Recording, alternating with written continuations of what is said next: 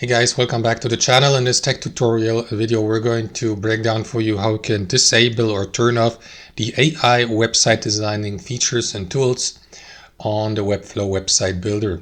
For example, for your co-editors, web designers and teams in your workspace in Webflow. So let us dive into this. So guys, let me navigate to my dashboard here on my Webflow account.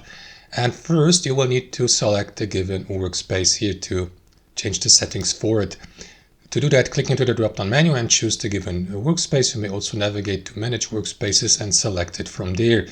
Next, navigate to the general settings. Here, scroll down a bit, and under workspace settings, you will see this feature enable Webflow AI, which allows users within your workspace. So that's why it's important to select the given workspace, because it doesn't apply to your entire account, but only to the specific workspace.